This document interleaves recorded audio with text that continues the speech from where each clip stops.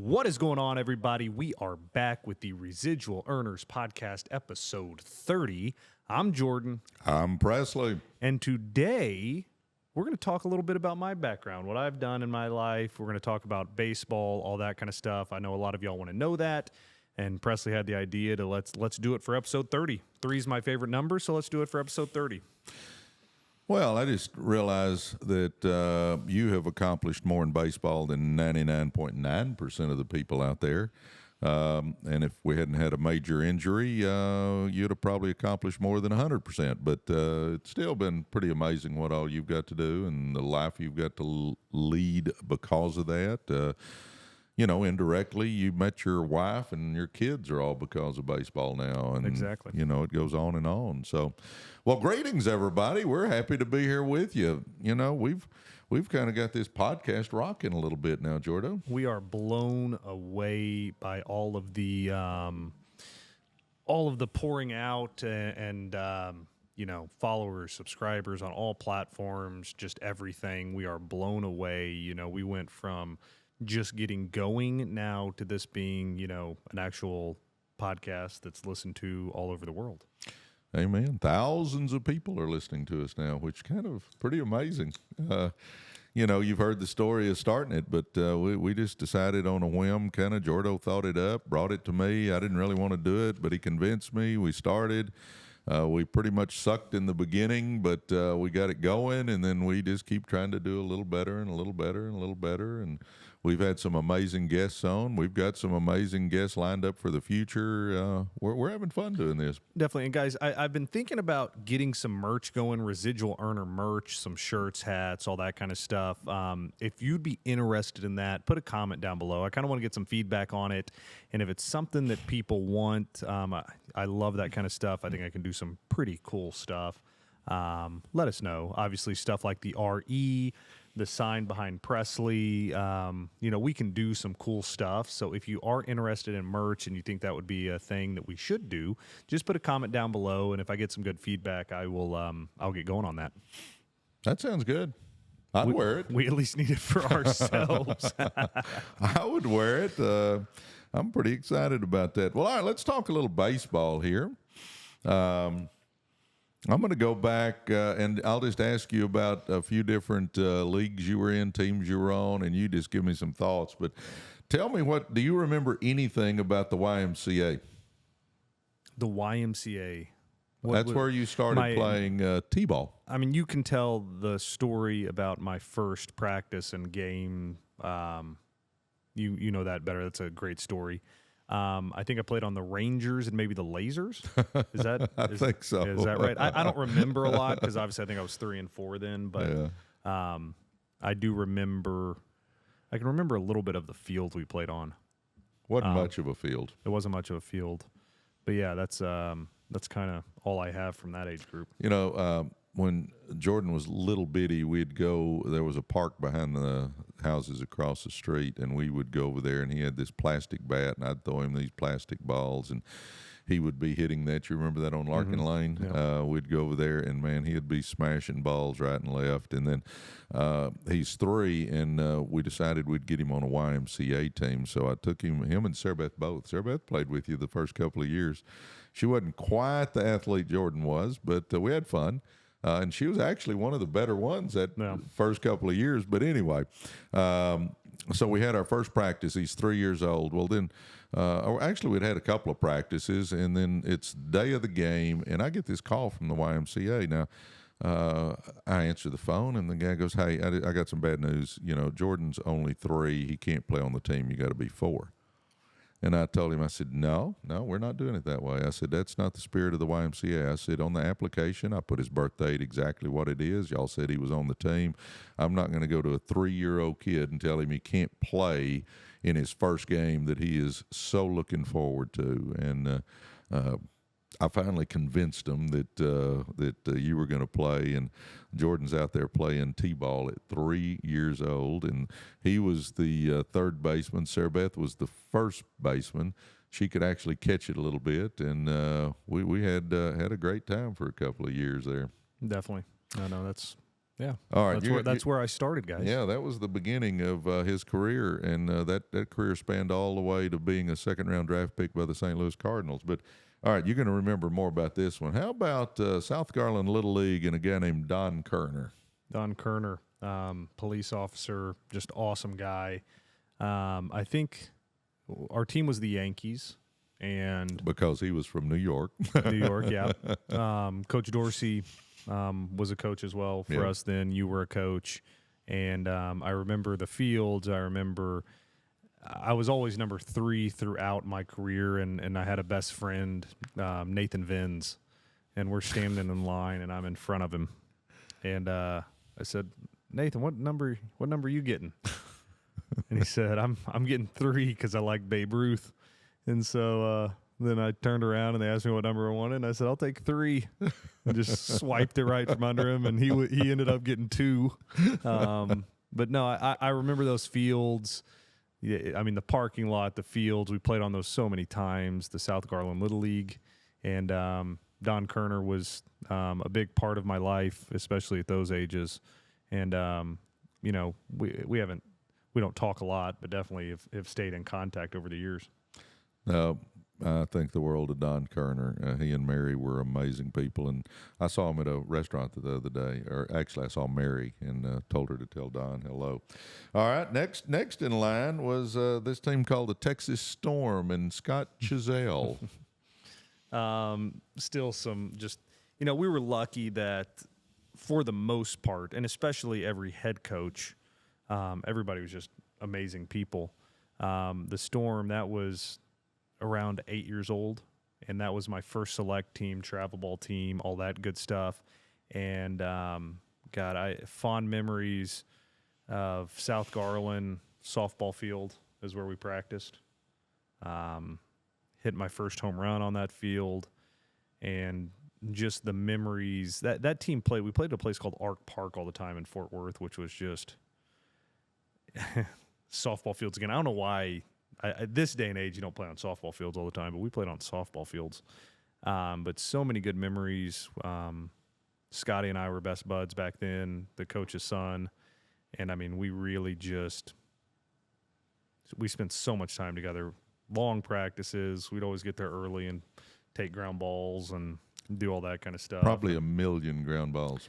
I would get over on first base. Scott would be hitting balls to you and Scotty. Y'all be throwing them over to first, and we just did it over and over and over again. And then I remember, it's so funny because the T-shirt game has changed for tournaments. But back in those days, there was one T-shirt, and it had the teams on the back of it. And, God, I mean, I probably had 100 of those shirts from the tournaments we played. And now it's like I go to Grayson's tournaments, and they have 20 different shirts, sweatshirts, whatever you want, and then they put the logo on them at the tournament, your number, whatever you want on it, you can get on it. But back then it was just one shirt, and that we played on those. You had the quad at Ark Park, and then you kind of walked up to the other area where they had 2 fields, and then that thing they called the bullpen. Yep. Right between them, and that's where that's where they kept the shirts that we'd always get. And then that was also a concession stand. And then they had that other field that was kind of down from those. Yep, off kind of by itself. I forget. I don't think it was with you. I went to Ark Park like a year ago. Nope, wasn't with me. I think it was with Nikki. I think we were coming back from somewhere, and we were out there, and I was like, what? Oakland was the exit. That's it. Yeah, and I went out there, and it's still there. It was different than I remembered. Because I think when you pulled up to the quad area, if you parked by the quad and not the other area, it was like stairs up to it. Well, I understand that was, 25 years ago, 20 years ago, something like that, a long time ago. I'll say this. Scotty was a real good baseball player, and he started switch hitting, and that's what motivated us to help you become a switch hitter. And then obviously, over the course of the next few years, you became a better left-handed hitter than right-handed hitter. But we appreciate Scott Chazelle. How about the Dallas Texans and some dentist guy named Brooks Haney? I can honestly say that Brooks and Chris are still very close to us. Chris was his son, and Chris and I still golf together and talk all the time. And I think last time I was in town, Chris and I went to lunch together.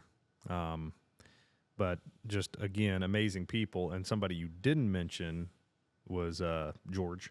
George. Chris's granddad. So it was Brooks was our head coach. Chris was his son, which was one of my best friends. And then his granddad was the pitching coach. And golly, George was a hoot. But what's the name of the park? Well, we practiced at a church called Bethany. I remember that. But that's not what it was called.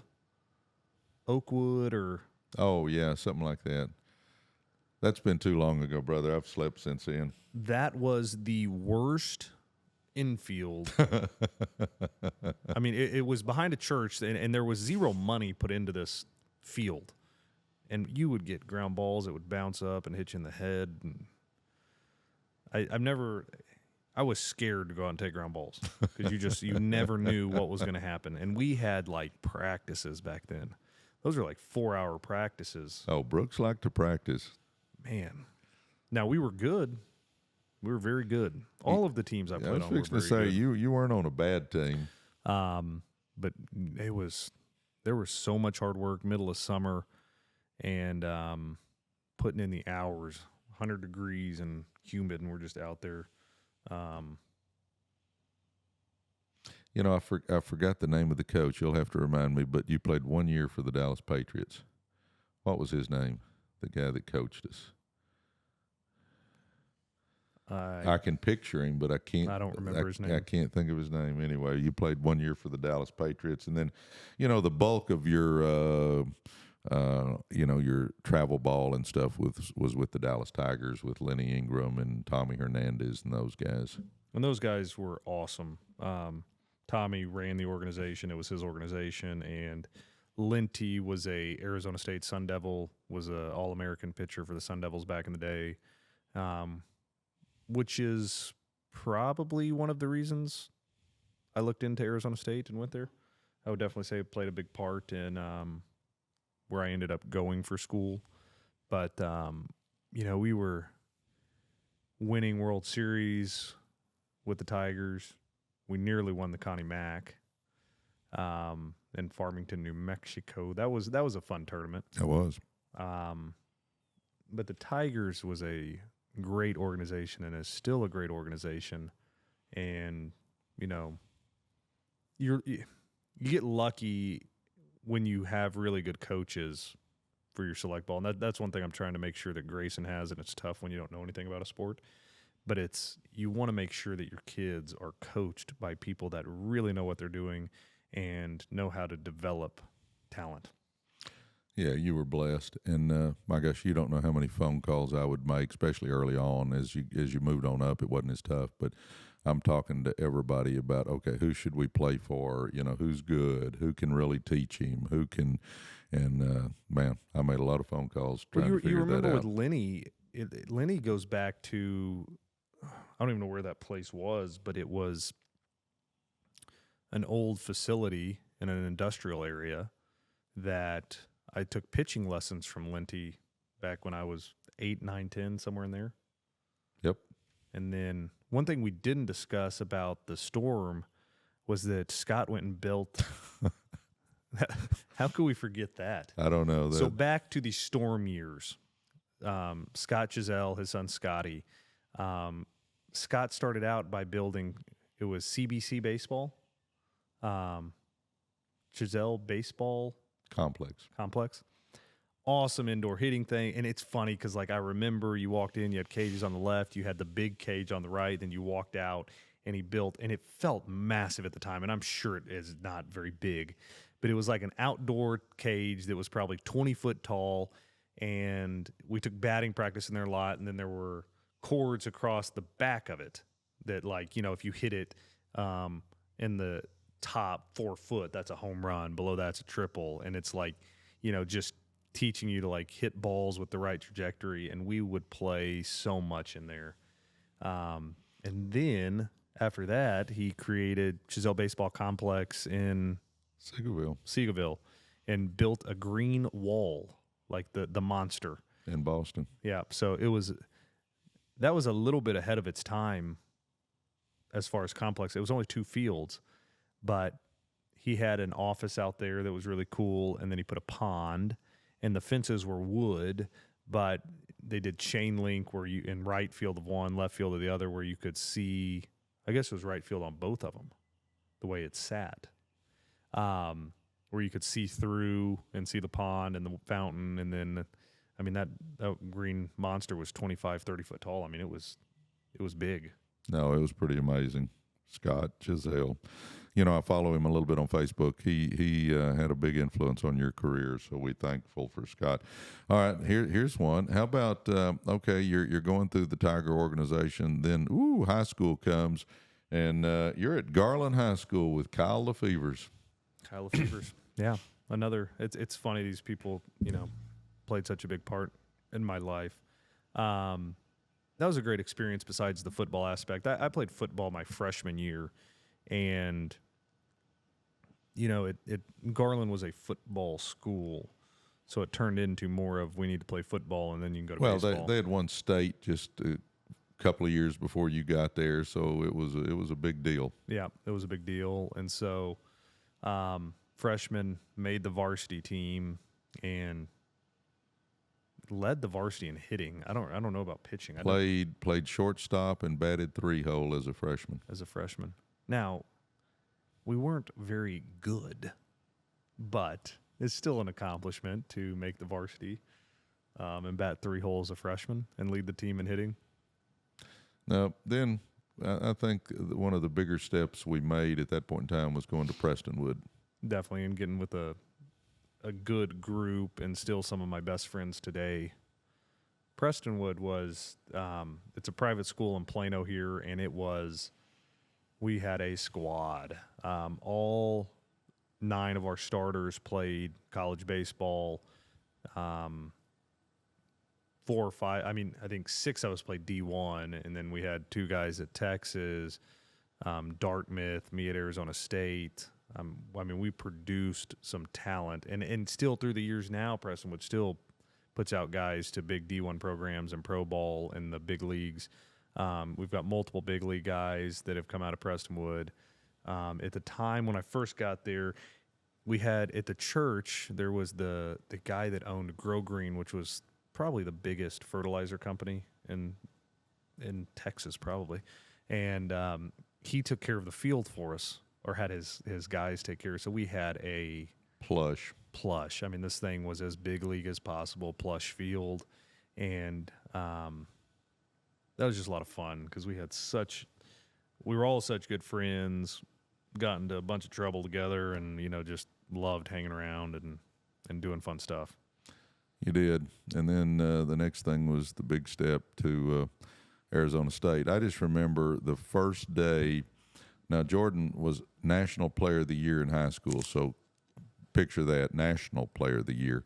So the first day that recruiters could make calls, our phone at the house started lighting up at like 7 a.m., and Jordan was getting calls literally the entire day. Do you remember that? Yep.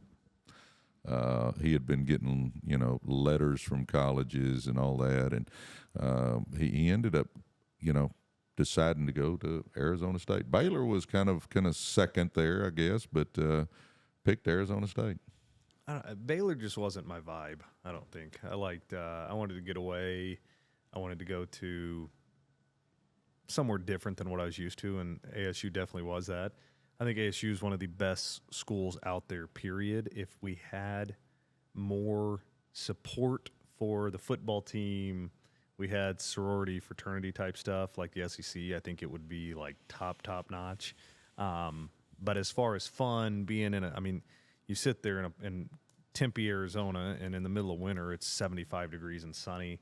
The weather's just phenomenal. So it's just such a good place to go and be active, and especially play baseball, golf, all those kind of sports, because the weather's just so good.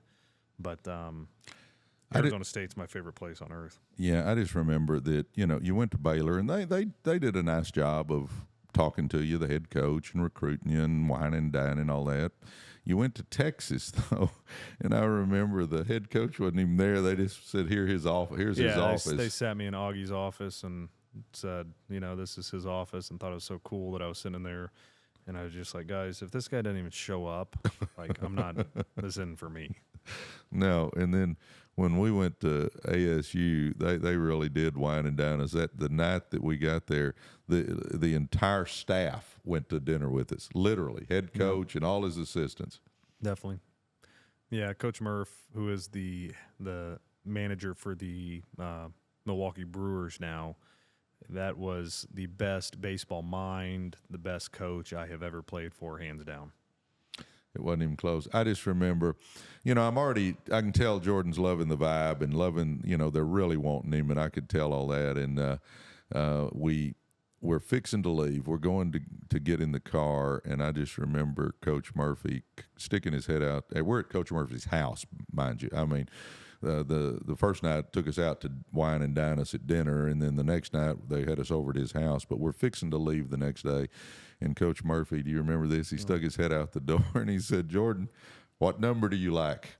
Jordan said, "Coach, I've always been number 3." Pat Murphy goes, "Jordan, you come to Arizona State, you're number 3." And when he said that, I just thought, okay, that's it. We're coming here. We're a Sun Devil. Other contenders that I would have loved to have gone to Arkansas. That's where Toby and Will went, my two best buds. Arkansas would have been a lot of fun, but Arizona State is, you can't argue with the success we had, and, it just was the best.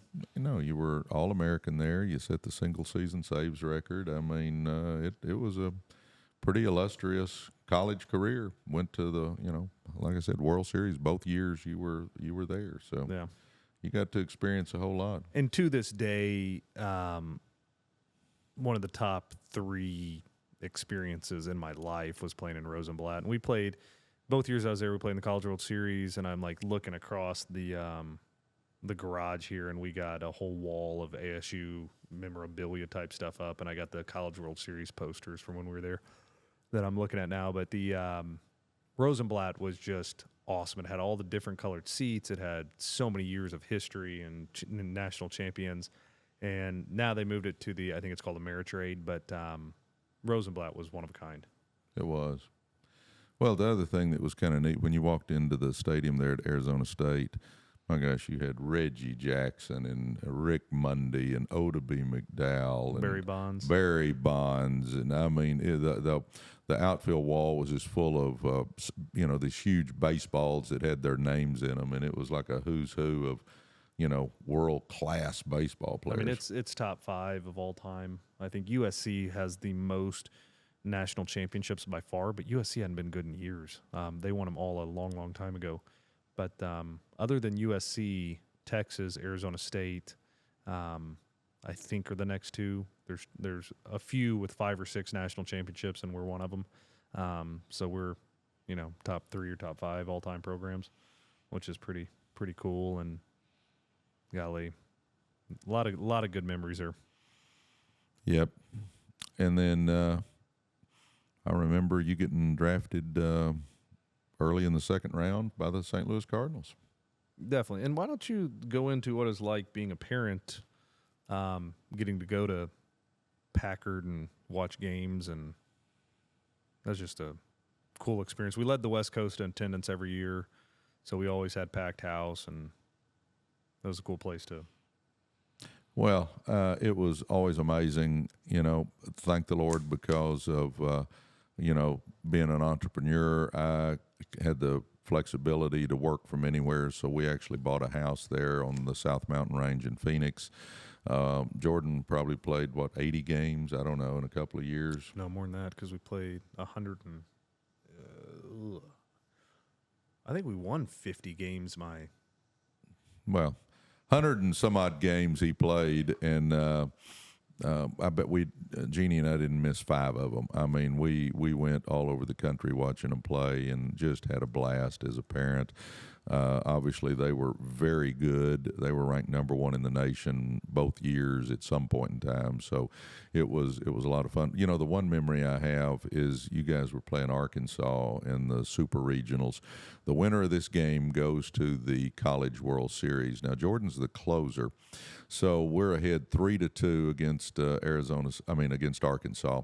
And we're there at Packard, and I mean, ESPN is televising the game. You couldn't have fit another person in the stands. I mean, it is hopping.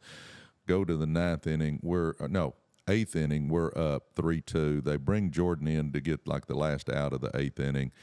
He comes in and I think strikes the guy out. So, okay, we got one more inning to go. Again, we're up by 1 run. Ninth inning. They bring him back in as the closer. He strikes the first guy out. He strikes the second guy out. He gets 2 strikes on Brett Eibner. Brett Eibner. I can still remember that. Brett Eibner has 2 strikes on him. I think he's fixing to strike out all 4 batters he's faced.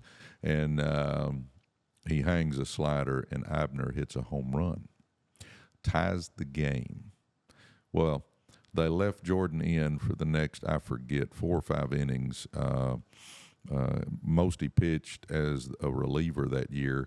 And that was my longest outing at ASU. Yeah, longest outing. And this is the game that's going to send him to the College World Series. He pitched shutout ball for the next 4 or 5 innings until we hit a home run. My gosh, shortstop. What was it? Drew Maggi hit a home run to send us to the College World Series. And I just remember asking Jordan after the game, I said, after you gave up that home run, what were you thinking? And he said, I was thinking I couldn't give up another run. But I told him that's a heck of a way to get FaceTime on ESPN because he was on a long time but pitched phenomenally well, and they went to the College World Series. I wonder if there's a way I can get that tape. There's got to be a way. There's got to be a way.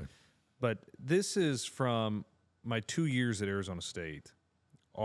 My freshman year, we were 51-14, 17-3 in conference. We won the Pac-10 both years I was there. 51-14. That's pretty darn good. That's pretty good. By the way, guys, both years, number 1 team in the nation. The next year, we were 52-10. We were unreal. 103-24. Is that what that is? That plays most of the time. No, we were 51-14 freshman year. Yeah. So 103-24. That's pretty salty. Then 2 College World Series trips, and then second-round draft pick by the Cardinals. You just flew up the ranks with the Cardinals. My gosh, you were the pitcher of the year in the minors, and then the next. I mean, your first full season there, you're in big league camp. That was an honor more than anything. Yadier Molina, Albert Pujols, Adam Wainwright, Matt Carpenter, Lance Lynn. You got like studs. Matt Holliday was on that team too. I mean, that was a year after the Cardinals won the World Series, and that was a very cool experience. Looking around the locker room with Hall of Famers, and them, Yadier Molina taking time to get to know you, Adam Wainwright trying to help you with stuff. I mean, that's pretty cool. No, it was real. Chris cool. Carpenter was on that team. Yeah, it's crazy how good that team was. I mean, that's why they won it the year before, but looking back and actually thinking about that is kind of crazy. It was a lot of fun. We'd rent a house and go to spring training there in West Palm, Florida, and it was amazing memories being there. And then we had the misfortune of blew your arm out, and that kind of derailed things. But I had 3 different surgeries, or 3 different procedures, 2 different surgeries over 3 years, and it more was a mental. It wasn't a physical thing, although my elbow is still not like it was back in college to this day, but it wasn't a physical limitation as more as I struggled coming back and finding what I had before. Still threw hard, still had, the same movement, all that kind of stuff, but just the control factor was not there anymore. No, I had never seen you throw over guys and behind guys. So I go from pitcher of the year with the Cardinals to my last year. I think I had the record for the largest inning in the Texas League that year. I forget how many I gave up, but it was a lot in Little Rock, Arkansas. Well, I remember Mozeliak, who was the general manager of the Cardinals, telling me that year you hurt your elbow, that he said we had planned on Jordan breaking camp with us. In other words, they were planning on Jordan being in the big leagues. And, that was nice to know, but it was also sad to know that if he hadn't hurt his arm, he would have been in the bigs at his second year. I mean, which would have been pretty crazy. But, looking back, it would have been nice to keep playing a long time, but, everything happens for a reason. You got to pick yourself back up, and I can't complain with how life has turned out to this point. Now, let's ask this. Well, let me tell one story, and then I want to get life lessons that you've learned through baseball. We used to I'd come in from working, and I'd get Jordan, and we'd go to the batting cage at Garland High School, and I would get the screen up, and I would sit there and throw ball after ball after ball and work on his hitting. And this one day, he hits a ball and crushes it, and it hits one of the posts. This batting cage wasn't designed real well. Worst design cage it was ever was. It hit the steel post that's holding it up, and it ricocheted. Now, I'm behind a net. I'm smart enough to know to do that, but it ricocheted off that post and hit me dead square in the forehead, and I was soft tossing, sitting on a bucket, and I mean, it knocked me smooth off the bucket, about knocked me out. And all I could remember is Jordan comes up there and he is laughing at me as I'm laying there on the ground, almost knocked out. I told him the pitch before, you better watch out or I'll hit you in the head. Yeah, and he did. Anyway, I got a little luck. I got a little bit upset that day, and he wasn't happy with me. I was not happy. I mean, that hurt. He had laces across his forehead. All right. Anyway, life lessons. What have you learned? I mean, obviously, you got out of baseball. You met or got with Nikki. You'd already met Nikki, and y'all got married. Now you got 3 kids, another one in the oven, and life is definitely a little different. What have I learned? Yeah, I'm sure you've learned a lot, but can you think of just 1 or 2 things that you've learned from playing baseball? Maybe the injury, maybe, how the success. What's something you might have learned? Well, Murph taught me to be on time, because if you were late to a morning workout at 6 a.m., he had you run with a pillow and an alarm clock in the outfield until he thought it was time you were done. It all goes back to the same thing with the business principles of, it's hard work, guys, and, teamwork, especially in baseball, not in all sports, but in team sports, having that teamwork and building those bonds and working together gets you so much further. Because we were not, my sophomore year, we were number 1 in the nation all year long, and it wasn't because we were the most skilled team out there. But what we did do is Murph knew how to get us to play together, and everybody worked together, and everybody worked their butt off to we were the scrappiest team out there. And that's what led to our success. But it was just unbelievable how Murph got us all to play together as a team. And seeing that, you really understand what you can achieve as one unit. So I'd say that's the biggest lesson I've learned. Yeah. Teamwork definitely makes the dream work. I mean, you hear that your whole life, but teamwork is so key in a team sport or in a business setting. If you're not pulling the rope the same way, if you got people that are splintered off, it is not a good thing. Definitely. So, and then obviously it's nice. My wife was an All-American at ASU in tennis, played pro tennis, and it's awesome to have a wife that views everything the same, because I think some people think we're crazy because we focus so much on sports with our kids. But, the lessons we learned, I think it's the best thing ever. And, I'm not going to claim that my kids are going to be geniuses, so we want them to go to school and we want them to get good grades and really, do as well as they can there. But we want them to be in sports, do what they love, be able to take those lessons, the things of that nature, put them in the best spots so they can achieve what they want to, if they do want to be successful in a sport and they do want to put the work in and do it. But it was fun playing, but I don't like missing anything of the sports when the kids are doing it, because it's more fun than when I played. Absolutely. And then Grayson, for you don't know, our 6-year-old grandson is an elite hockey player. I'm trying to learn hockey now because I knew nothing about hockey. I know a little bit now. I played basketball, baseball, football, and a little soccer, but I had never played hockey. So it's a new experience for me with Grayson. Yeah, check out the Calgary Crusaders this year, AAA team for 2017s. But no, it'll be a fun season for him and see what he can accomplish. I think he loves it, absolutely loves it. Well, guys, a lot of you had been asking about Jordan and his baseball career. I mean, obviously, the one we did forget, we got to throw this in there. Tell them about playing for Team USA. Team USA was fantastic. It was in Ixtapa, Mexico.